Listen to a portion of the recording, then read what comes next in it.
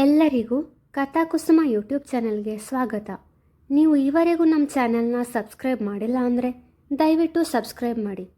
ಇದು ಆಲಿಸುವೆಯ ಈ ಹೃದಯ ರಾಘವ ಸಂಚಿಕೆ 94. ಅಳ್ಬೇಡ ಕಣಪ್ಪ, ಎಲ್ಲ ಪರಮಾತ್ಮನ ಇಚ್ಛೆ. ನಮ್ಮ ಪುಟ್ಟಿ ಹಣೆಯಲ್ಲಿ ಇದೆಲ್ಲ ಬರೆದಿತ್ತು ಅಂತ ಅನಿಸುತ್ತೆ. ಈಗವಳು ನನ್ನ ಮೊಮ್ಮಗನ ಹೆಂಡತಿ. ಅವನು ಯಾವತ್ತೂ ಅವಳ ಕೈ ಬಿಡಲ್ಲ. ಧೈರ್ಯವಾಗಿರು ಕಂದ ಎಂದು ಸಂತೈಸಿದರು ವಸುಧಾರವರು. ಇದ್ಮೇಲೆ ನನಗೂ ಸಂಪೂರ್ಣ ನಂಬಿಕೆ ಇದೆಯಮ್ಮ ಎಂದರು ಮುರಳಿಯವರು. ಆ ದಿನ ಒಬ್ಬೊಬ್ಬರು ಒಂದೊಂದು ಚಿಂತೆಯಲ್ಲಿದ್ದರೆ ತನ್ನವನ ಸಾಮೀಪ್ಯದಲ್ಲಿ ನಿಶ್ಚಿಂತೆಯಿಂದ ಮಲಗಿದವಳು ಶ್ರೀಯಾ ಒಬ್ಬಳೆ. ಚಂದದ ನಿದ್ದೆಯಲ್ಲಿದ್ದವಳು ಎಚ್ಚರಗೊಂಡದ್ದು ರಾತ್ರಿಯೇ. ಎಚ್ಚರವಾದಾಗ ತನ್ನನ್ನೇ ಎವೆ ಇಕ್ಕದೆ ನೋಡುತ್ತಿರುವ ಶ್ರೀಹಿತ್ನ ಕಾಣಲು ಎದ್ದು ಕುಳಿತವಳು ಮುಜುಗರದಿಂದ ಸಾರಿ, ತುಂಬ ಹೊತ್ತು ಮಲಗಿಬಿಟ್ಟೆ ಎಂದು ಮೆಲುದನಿಯಲ್ಲಿ ನುಡಿದು ತಲೆ ತಗ್ಗಿಸಿದಳು. ಇಟ್ಸ್ ಓಕೆ, ನನಗೇನು ಕಷ್ಟ ಆಗಲಿಲ್ಲ. ಈ ನೆಪದಲ್ಲಾದರೂ ನಿನ್ನ ಕಣ್ತುಂಬ ನೋಡಿದೆ ಎಂದು ತುಂಟತನದಿಂದ ನುಡಿದಾಗ ಅವಳ ಕದಪುಗಳು ರಂಗೇರಿದರು. ನಳಿನಿಯವರು ಮನೆಗೆ ಬಂದು ಮಾಡಿದ ರಂಪಾಟ ನೆನೆದು ಅವಳ ಎದೆಯಲ್ಲಿ ನಡುಕ ಉಂಟಾಯಿತು. ಹಿತ್, ಆಗ ನೀನು ಹೇಳಿದ್ದು ನಿಜಾನಾ? ನನಗೆ ಈ ಮೊದಲು ಮದುವೆ ಆಗಿತ್ತು ಅನ್ನೋದು ನಿಂಗೆ ಗೊತ್ತಿತ್ತಾ ಎಂದು ಗೊಂದಲದಿಂದಲೇ ಪ್ರಶ್ನಿಸಿದವಳಿಗೆ ಹೌದು ಶ್ರೀ, ನಂಗೆ ಗೊತ್ತಿತ್ತು ಎಂದ. ಇದೇ ವಿಷಯದ ಬಗ್ಗೆ ನಿನ್ನ ಹತ್ರ ಮಾತಾಡಬೇಕು ಅಂತ ನಾನು ಒದ್ದಾಡ್ತಾ ಇದ್ದೆ, ಆದರೆ ಮಾತನಾಡಲು ಆಗಲಿಲ್ಲ. ಇವತ್ತು ಹೇಳಬೇಕು ಅಂತಲೇ ಅಂದ್ಕೊಂಡಿದ್ದೆ ಎಂದು ತಲೆ ತಗ್ಗಿಸಿದಳು. ಶ್ರೀ, ನೀನು ಅಪರಾಧಿಯಂತೆ ತಲೆ ತಗ್ಗಿಸ್ಬೇಡ, ನೀನು ಹೇಗೆ ಅಂತ ನಂಗೆ ಗೊತ್ತು ಎಂದವನಿಗೆ ಹಿತ್, ನನಗೆ ಮದುವೆ ಆಗಿತ್ತು ನಿಜ, ಆದರೆ ನಾನೀಗಲೂ ಪರಿಶುದ್ಧವಾಗಿದ್ದೇನೆ ಎಂದು ಅತ್ತಳು. ನಾನು ಪ್ರೀತಿಸಿದ್ದು ನಿನ್ನ ದೇಹವನ್ನಲ್ಲ ಶ್ರೀ. ಒಂದು ವೇಳೆ ನಿನ್ನ ಜೊತೆ ಒಂದು ಮಗು ಇದ್ದರೂ ಕೂಡ ನಿನ್ನನ್ನು ಸ್ವೀಕರಿಸ್ತಿದ್ದೆ. ಯಾಕಂದರೆ ನನ್ನ ಮೊದಲ ಹಾಗೂ ಕೊನೆಯ ಪ್ರೀತಿ ನೀನೇ ಎಂದ ಭಾವುಕನಾಗಿ.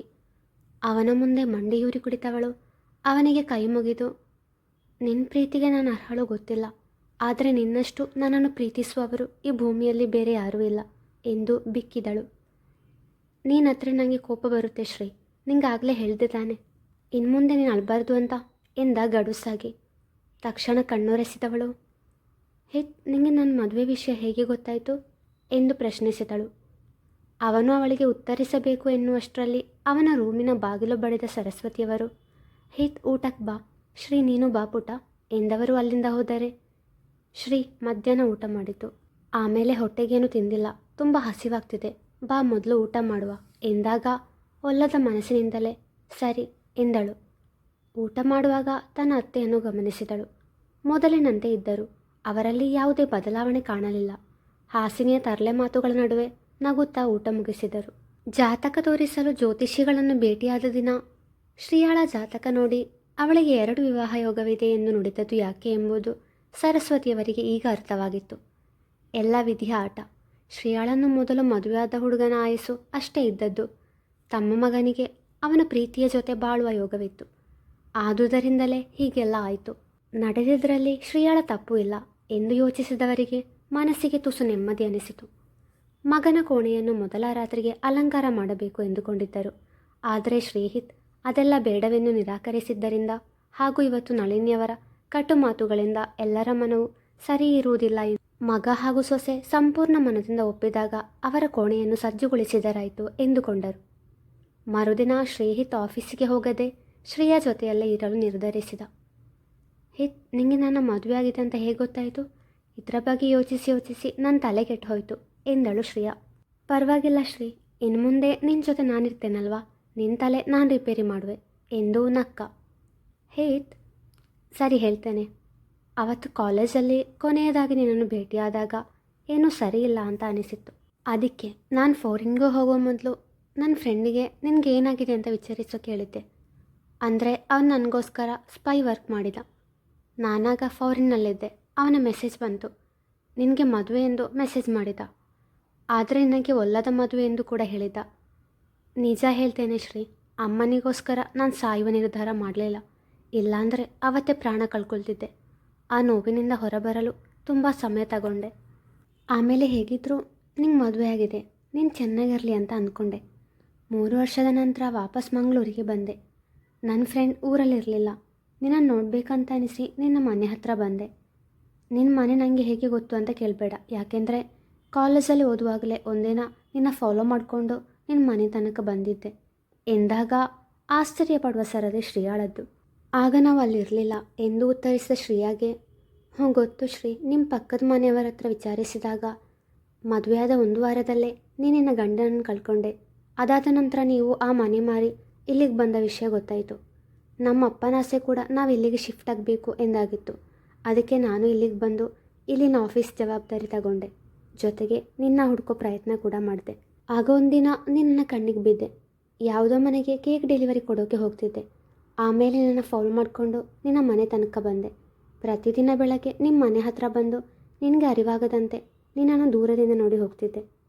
ಒಂದಿನ ರಾಜೀವ್ ಅಂಕಲ್ ನಿನ್ನ ಬಗ್ಗೆ ಹೇಳಿದರು, ನಿನಗೆ ಬಿಸ್ನೆಸ್ ಮಾಡಲು ಹಣದ ಅವಶ್ಯಕತೆ ಇದೆ ಅಂತ. ಅವರ ಸ್ನೇಹಿತನ ಮಗಳಿಗೆ ಎಂದಷ್ಟೇ ಹೇಳಿದ್ದರು. ನಾನು ಕೂಡ ಸಹಾಯ ಮಾಡಲು ಒಪ್ಪಿದೆ. ಆಮೇಲೆ ಅವರು ನಿನ್ನ ಜೊತೆ ಮೊಬೈಲ್ನಲ್ಲಿ ಮಾತಾಡುವಾಗ ನಿನ್ನ ಧ್ವನಿ ಕೇಳಿ ಆ ಹುಡುಗಿ ನೀನೇ ಅಂತ ಗೊತ್ತಾಯಿತು. ಆಮೇಲೆ ನನ್ನ ಹಣ ನೀನಲ್ಲಿ ಬೇಡ ಅಂತ ಹೇಳ್ತೀಯೋ ಎಂಬ ಭಯಕ್ಕೆ ಪಾರ್ಟ್ನರ್ಶಿಪ್ ಅಗ್ರಿಮೆಂಟ್ ಮಾಡಿ ನಿನಗೆ ಹಣ ನೀಡಿದೆ. ಆಮೇಲೆಲ್ಲ ನಿನಗೆ ಗೊತ್ತಲ್ವಾ, ನಿನ್ನ ಬೇಕ್ರಿ ಇನಾಗರೇಷನ್ ದಿನ ನಿನ್ನ ಕಣ್ಮುಂದೆ ಬಂದೆ ಎಂದವ ನಿಟ್ಟುಸಿರು ಬಿಟ್ಟ. ಅವಳು ಅವನನ್ನೇ ತದೇಕ ಚಿತ್ರದಿಂದ ನೋಡುತ್ತಿದ್ದಳು. ಶ್ರೀ, ಯಾಕೆ ಹೀಗೆ ನೋಡ್ತಿದ್ಯಾ? ಸುಮ್ಮನೆ. ನಿಜವಾಗ್ಲೂ ಸುಮ್ಮನೆನಾ ಎಂದವ ತುಂಟನಾಗು ಬೀರಿದರೆ ಹೀಟ್ ಎಂದು ಮುದ್ದಾಗಿ ಕೂಗಿ ಅವನ ಬೆನ್ನಿಗೆ ಏಟು ಕೊಟ್ಟಳು. ಮುಂದೆ ತಮ್ಮ ಜೀವನದಲ್ಲಿ ಬರಲಿರುವ ಬಿರುಗಾಳಿ ಅರಿವಿರದ ಇಬ್ಬರು ತಮ್ಮದೇ ಲೋಕದಲ್ಲಿ ತೇಲುತ್ತಿದ್ದರು. ಕಾರಿನ ಹಾರ್ನ್ ಸದ್ದು ಕೇಳಿ ಹೊರಬಂದ ಹಾಸಿನಿಗೆ ಕಂಡದ್ದು ಅವಳ ತಾಯಿಯನ್ನು. ಅಮ್ಮ ಎಂದವಳು ಅವರನ್ನು ತಬ್ಬಿಕೊಂಡು ಬಿಕ್ಕಿದಳು. ಅಮ್ಮ ಬಂದೆ ಅಲ್ವಾ, ಯಾಕೀಗಾಳೋದು ಎಂದರು ಸೀತಾ. ಎಷ್ಟು ತಿಂಗಳ ನಂತರ ಇಂಡಿಯಾಗೆ ವಾಪಸ್ ಬಂದಿದ್ಯಾ, ಇವಾಗಲಾದರೂ ಈ ಮಗಳ ನೆನಪಾಯ್ತಲ್ವಾ ನಿಂಗೆ ಎಂದು ಮುಖ ಉಬ್ಬಿಸಿದವಳು. ಅಪ್ಪ ಬರಲಿಲ್ವಾ ಎಂದು ಕಾರಿನ ಕಡೆಗೆ ನೋಟ ನೆಟ್ಟು ಕೇಳಿದಾಗ, ಇಲ್ಲ, ನಿಮ್ಮಪ್ಪ ತುಂಬ ಬ್ಯುಸಿ ಇದ್ದಾರೆ, ಸ್ವಲ್ಪ ದಿನ ಬಿಟ್ಟು ಬರ್ತಾರೆ ಎಂದವರೇ. ನಿಮ್ಮ ಅಣ್ಣ ಇಲ್ಲಿ ಎಂದು ಕೇಳಿದರು. ಅಣ್ಣ ಅತ್ತಿಗೆ ಜೊತೆ ರೂಮಲ್ಲಿದ್ದಾರೆ ಎಂದು ಉತ್ತರಿಸಿದವಳು ಅವರ ತೋಳಿಗೆ ತೋಳು ಬೆಸೆದು ಅವರನ್ನು ಮನೆಯೊಳಗೆ ಕರೆದೊಯ್ದಳು. ಡ್ಯಾಡಿ ಎಂದವಳು ರಾಜೀವ್ರವರ ಕ್ಯಾಬಿನೊಳಗೆ ಹೋಗಿ ಅವರ ಮುಂದೆ ಕುಳಿತಳು ಜಾಹ್ನವಿ. ಬೇಬಿ, ನೀನು ಯಾಕೆ ಇಲ್ಲಿಗೆ ಬಂದೆ? ಸರ್ ಬರದ ಕಾರಣ ನಂಗೆ ಆಫೀಸ್ ಕೆಲಸ ಜಾಸ್ತಿ ಇದೆ. ಸಾರಿ ಡ್ಯಾಡಿ, ಮನೇಲಿ ಕೂತು ಬೋರ್ ಆಗ್ತಿತ್ತು. ಅಷ್ಟೇ ಅಲ್ಲ, ಮಮ್ಮಿ ಅಡುಗೆ ಕಲಿ ಅಂತ ಟಾರ್ಚರ್ ಕೊಡ್ತಾಳೆ ಗೊತ್ತಾ, ಅದಕ್ಕೆ ನಾನು ಇಲ್ಲಿಗೆ ಬಂದೆ ಎಂದಳು. ಮಮ್ಮಿಗೆ ನಾನು ಹೇಳ್ತೇನೆ, ನೀನೀಗ ಮನೆಗೆ ಹೋಗು. ಡ್ಯಾಡಿ, ನನಗೆ ಪರ್ಸ್ನಲ್ ಆಗಿ ಮಾತಾಡಬೇಕಿತ್ತು ನಿಮ್ಮ ಹತ್ರ. ತಾವು ನೋಡ್ತಿದ್ದ ಫೈಲನ್ನು ಬದಿಗಿಟ್ಟವರು, ಎನಿಥಿಂಗ್ ಸೀರಿಯಸ್ ಬೇಬಿ ಎಂದಾಗ, ಎಸ್ ಡ್ಯಾಡ್ ಎಂದಳು. ಅಷ್ಟರಲ್ಲೇ ಮೇ ಕಮಿನ್ ಸರ್ ಎಂಬ ಕಿರಣ್ ದಣಿ ಕೇಳಿತು. ಎಸ್ ಸರ್, ಫೈಲ್ ಎಂದವ ಫೈಲ್ ಅವರ ಕೈಗೆ ಕೊಟ್ಟು ಜಾಹ್ನವಿಯತ್ತ ನೋಡಿ ಕಿರುನಗೆ ಬೀರಿದರೆ ಪ್ರತಿಯಾಗಿ ನಕ್ಕವಳು. ಹಾಯ್ ಕಿರಣ್, ಹೌ ಯು ಎಂದು ಕೇಳಿದಳು. I am good ma'am, what about you ಎಂದು ಮರುಪ್ರಶ್ನಿಸಿದಾಗ, ಚೆನ್ನಾಗಿದ್ದೇನೆ, ಪ್ಲೀಸ್ ಸಿಟ್ ಹಿಯರ್ ಎಂದಳು ತನ್ನ ಪಕ್ಕದ ಚೇರ್ ತೋರಿಸುತ್ತಾ. ಅವನು ರಾಜೀವ್ರವರ ಕಡೆಗೆ ನೋಡಿದ. ಕೂತ್ಕೋ ಕಿರಣ್ ಎಂದರು ರಾಜೀವ್ರವರು. ಡ್ಯಾಡಿ, ನಂಗೆ ಈಗಲೇ ಮದುವೆ ಬೇಡ, ಹಾಗೆ ಮುಂದೆ ಮದುವೆ ಆದರೂ ನೀವು ಇಷ್ಟಪಡೋ ಹುಡುಗನ ಜೊತೆನೇ ಮದುವೆ ಆಗ್ತೇನೆ ಎಂದಾಗ ಮಗಳ ಮೇಲೆ ಅಭಿಮಾನ ಮೂಡಿದರು. ಕಿರಣ್ ಮುಂದೆ ಯಾಕೆ ಹೇಳುತ್ತಿದ್ದಾಳೆ ಎಂದು ಅರಿವಾಗಲಿಲ್ಲ ಅವರಿಗೆ. ಕಿರಣ್ಗೆ ಯಾಕೋ ಅಲ್ಲಿ ಕೂರುವ ಮನಸ್ಸಾಗದೆ, ಸರ್ ಫೈಲ್ ಕೊಟ್ಟರೆ ನಾನು ಹೋಗ್ತೇನೆ ಎಂದು ಎದ್ದು ನಿಂತಾಗ, ಕೂತ್ಕೊಳ್ಳಿ Kiran, we have to talk ಎಂದಳು. ಕಿರಣ್ ರಾಜೀವ್ರವರತ್ತ ನೋಡಿದ. ಕಿರಣ್ ಜೊತೆ ಏನು ಮಾತಾಡಬೇಕಿತ್ತು ಎಂದು ಮಗಳನ್ನು ಪ್ರಶ್ನಿಸಿದರು. Daddy, I think he loves me ಎಂದಾಗ ರಾಜೀವ್ರವರು ಹಾಗೂ ಕಿರಣ್ ಆಶ್ಚರ್ಯದಿಂದ ಜಾಹ್ನವಿಯತ್ತ ನೋಡಿದರು. ಏನು ಹೇಳ್ತಿದ್ಯಮ್ಮ? ನಿಜ ಡ್ಯಾಡಿ, ಪ್ರತಿ ಸಾರಿ ಕಿರಣ್ ನನ್ನ ಮುಂದೆ ಬಂದಾಗ ಅವರ ಮುಖದಲ್ಲಿ ಆಗುವ ಬದಲಾವಣೆಯನ್ನು ಒಬ್ಸರ್ವ್ ಮಾಡ್ತಾನೇ ಇದ್ದೆ. That's why I told daddy he loves me. ಇವರು ನನಗೆ ಪ್ರಪೋಸ್ ಮಾಡಲಿಲ್ಲ, ಆದರೆ ಇವರಿಗೆ ನನ್ನ ಮೇಲೆ ಯಾವ ಫೀಲಿಂಗ್ಸ್ ಇದೆ ಅಂತ ನಂಗೆ ಗೊತ್ತಾಗಿದೆ ಎಂದು ಕಿರಣ್ಣನ್ನು ನೋಡಿದಾಗ ಉಗುಳು ನುಂಗುವ ಸರದಿ ಅವನದ್ದು. ಕುಳಿತಲ್ಲೇ ಕೈ ಕಾಲುಗಳು ನಡುಗುತ್ತಿದ್ದವು. ಕಿರಣ್, ನನ್ನ ಮಗಳು ಹೇಳ್ತಿರೋದು ನಿಜನಾ ಎಂದು ಗಂಭೀರವಾಗಿ ಕೇಳಿದವರ ಮುಖ ನೋಡಲು ಭಯವಾಗಿ ತಲೆ ತಗ್ಗಿಸಿದ. ಡ್ಯಾಡಿ, ಈ ವಿಷಯಕ್ಕೆ ಇವರಿಗೆ ಬೈಬೇಡಿ.